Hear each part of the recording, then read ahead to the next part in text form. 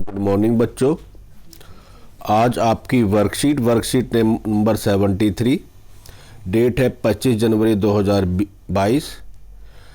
आज की वर्कशीट भी बेटा आपके हिस्ट्री के चैप्टर नंबर 3 भारत में राष्ट्रवाद से ली गई है। पिछली वर्कशीट में भी हमने रॉल्ट एक्ट के बारे में पढ़ा था।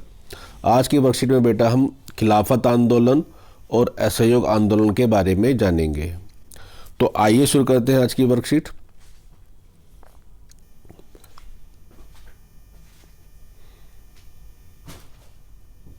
हालांकि रॉल्ट एक्ट एक बहुत बड़ा आंदोलन था, लेकिन अभी भी मुख्य रूप से शहरों और कस्बों तक ही सीमित था। महात्मा गांधी पूरे भारत में ज़्यादा जनाधार वाला आंदोलन खड़ा करना चाहते थे। इसके लिए वह हिंदू मुसलमानों को एक दूसरे के नज़दीक लाना चाहते थे। उन्हें लगता था कि खिलाफत का मुद्दा उठाकर वह दोनों समुदायों को नज़दीक ला सकते हैं। तो जो रॉल्ट एक्ट था बेटा, वो आंदोलन पूरे भारत में नहीं फैल सका। उसका कारण यह था कि वो शहरों में ही और जो बड़े कस्बे थे तो वहीं तक ही फैला। और महात्मा गांधी चाहते थे कि एक बहुत बड़ा आंदोलन हो जिसमें ज़्यादा लोग हो, ज़्यादा बड़ा आंदोलन हो। इसके लिए उनका मानना था कि जब तक हिंदू और मुसलमान एक साथ नहीं होंगे, एक साथ आंदोलन नहीं करेंगे, तो व्यापक जनाधार वाला आंदोलन खड़ा नहीं हो सकता। तो उसके लिए उन्होंने खिलाफत आंदोलन का समर्थन किया। खिलाफत आंदोलन क्या था बेटा? कि खिलाफत आंदोलन ये था कि प्रथम विश्व युद्ध जब हुआ तो समाप्त हुआ, तो उसमें जो ओटोमन साम्राज्य है, जिसको अब तुर्की बोलते हैं, पहले इसका नाम ओटोमन साम्राज्य था, अब जो तुर्की है की हार हो चुकी थी, वह हार गया था प्रथम विश्व युद्ध के अंदर। तो इसकी एक अफवाह फैली कि जो इस्लामिक विश्व के आध्यात्मिक नेता, जो इनके खलीफा बोलते हैं, खलीफा जो ओटोमन सम्राट पर एक बहुत सख्त संधि थोपी जाएगी।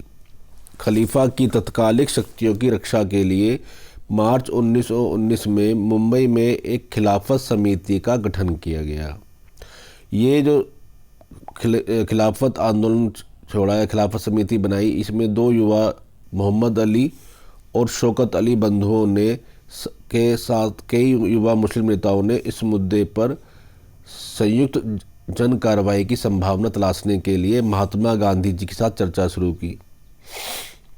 और इस चर्चा के बाद महात्मा गांधी जी को लगा कि जब तक हिंदू मुसलमानों को एक साथ नहीं लाया जाएगा, तब तक बहुत बड़ा आंदोलन खड़ा नहीं होगा। तो इसके लिए उन्होंने सितंबर 1920 में कांग्रेस के कलकत्ता, जो अब कोलकाता बोलते हैं, के अधिवेशन में महात्मा गांधी ने दूसरे नेताओं को इस बात पर राजी कर लिया, मना लिया कि खिलाफत आंदोलन के समर्थन हमें करना चाहिए और उसके बाद स्वराज के लिए एक बहुत बड़ा असहयोग आंदोलन शुरू किया जाना चाहिए।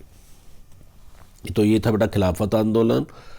इसके बाद बेटा आपका आता है असहयोग आंदोलन, क्योंकि ये दोनों साथ साथ ही हुए थे। तो इसमें आप देखेंगे बेटा, गांधी जी ने एक पुस्तक लिखी जिसका नाम है हिंद स्वराज। 1909 में किताब लिखी हिंद स्वराज, और इस पुस्तक में गांधी जी ने कहा था कि भारत ब्रिटिश शासन भारतीयों के सहयोग से ही चलता है। जो भाई भारत में जो ब्रिटिश शासन चल रहा है, उसके लिए सहयोग कौन कर रहा है? भारतीय लोग कर रहे हैं। चाहे वो सेना में हो, पुलिस में हो, बैंक में हो, रेलवे में हो, सभी भारतीय लोगों के सहयोग के द्वारा ही वह शासन स्थापित हुआ है और उन्हीं के आधार पर वह शासन चला रहे हैं। तो यह शासन इसी सहयोग के कारण चल पा रहा है। तो उन्होंने लिखा था कि अगर भारत के लोग अपना सहयोग वापस ले लें तो साल भर के भीतर ही ब्रिटिश शासन ढह जाएगा और भारत के अंदर स्वराज की स्थापना हो जाएगी। तो इसके लिए एक कार्यक्रम बनाया गया गांधी जी द्वारा। तो असहयोग के विचार को एक आंदोलन बनाने के लिए गांधी जी का एक सुझाव था। तो इसके लिए उन्होंने इस आंदोलन को चरणबद्ध तरीके से आगे बढ़ाने का एक कार्यक्रम बनाया। तो उन्होंने बोला कि सबसे पहले क्या करना चाहिए? सबसे पहले लोगों को सरकार द्वारा दी गई पदवियां लौटा देनी चाहिए। सरकार ने जो पदवियां दी हैं लोगों को, वो लौटा देनी चाहिए। इसके बाद उन्होंने कहा कि सरकारी नौकरी जो काम कर रहे हैं लोग, उनको अपनी नौकरी से त्यागपत्र देना चाहिए। सेना से, पुलिस से, अदालतों से, विधायी परिषदों से, स्कूलों, विदेशी वस्तुओं का हमें बहिष्कार करना चाहिए। कह रहे कि इसके बाद अगर सरकार हम पर दमन करती है, हम दमन का रास्ता अपनाती है तो हमें एक व्यापक सविनय अवज्ञा अभियान भी शुरू करना चाहिए। तो ये गांधी जी का एक पूरा चरणबद्ध कार्यक्रम था असहयोग आंदोलन को लेकर। इसके लिए इन्होंने दिसंबर 1920 में कांग्रेस का जो नागपुर अधिवेशन हुआ उसमें असहयोग कार्यक्रम पर अपनी स्वीकृति की मोहर लगा दी और जनवरी 1921 में असहयोग और खिलाफत आंदोलन शुरू हुआ। तो ये थी बेटा आज आपकी वर्कशीट। इसमें 2 ही क्वेश्चन दिए गए हैं, दोनों उसके ऊपर। एक है आपका खिलाफत आंदोलन पर एक संक्षिप्त नोट लिखिए, दूसरा है असहयोग आंदोलन के प्रमुख कार्यक्रम बताइए। तो बेटा ये आपको दोनों उसमें से बता सकते हैं, ये मैं पॉइंट वाइज भी बताया आपको। सबसे पहला खिलाफत आंदोलन में आप देख सकते हैं कि खिलाफत आंदोलन जो था वो अली बंधुओं द्वारा, जो मोहम्मद अली और शौकत अली 2 भाई थे, उनके द्वारा शुरू किया गया। यह आंदोलन जो था मुस्लिम धार्मिक प्रमुख ओटोमन साम्राज्य के जो खलीफा के समर्थन में आयोजित किया गया। प्रथम विश्व युद्ध में ओटोमन साम्राज्य, जिसको अब तुर्की बोलते हैं, की हार हो चुकी थी और ऐसी अफवाह थी कि इस्लामिक विश्व के आध्यात्मिक नेता जो थे ओटोमन सम्राट, उन पर एक बहुत ही सख्त संधि पर थोपी आएगा, पर थोपी जा रही है। तो खलीफा की शक्तियों की रक्षा के लिए मार्च 1919 में इन्होंने एक समिति बनाई जिसका नाम था खिलाफत समिति। महात्मा गांधी भारत में एक बहुत बड़ा आंदोलन खड़ा करना चाहते थे लेकिन उनका मानना था कि बिना हिंदुओं और मुसलमानों को साथ लाए ऐसा आंदोलन नहीं चलाया जा सकता। इसलिए सितंबर 1920 में कांग्रेस के कलकत्ता अधिवेशन में महात्मा गांधी ने दूसरे नेताओं को खिलाफत आंदोलन के समर्थन के लिए और स्वराज के लिए असहयोग आंदोलन के लिए मना लिया। तो ये था बेटा आपका खिलाफत आंदोलन। इसके बाद बेटा आपका आता है असहयोग आंदोलन का प्रमुख कार्यक्रम क्या था। तो असहयोग आंदोलन में बेटा गांधी जी ने बोला था कि इस कार्यक्रम को हमें एक चरणबद्ध तरीके से बनाना है। सबसे पहले क्या करना है कि लोगों को सरकार द्वारा जो पदवियां दी गई हैं उनको लौटाना है।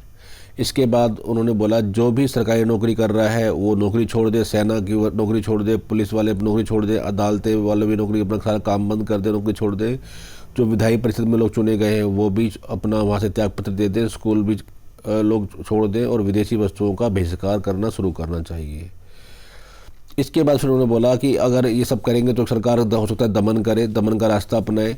तो उन्होंने बोला तो अगर सरकार दमन अपनाती है तो व्यापक सविनय अवज्ञा आंदोलन शुरू किया जाएगा। तो इसके लिए 1920 में गांधी जी ने और शौकत अली ने दोनों ने आंदोलन के लिए खिलाफत और असहयोग आंदोलन के समर्थन के लिए देश भर में यात्राएं की और दिसंबर 1920 में कांग्रेस के नागपुर अधिवेशन में समझौता हुआ और असहयोग कार्यक्रम पर मोहर लगा दी गई। तो ये थी बेटा आज की आपकी वर्कशीट। इसको पढ़िए, समझिए और करिए। धन्यवाद।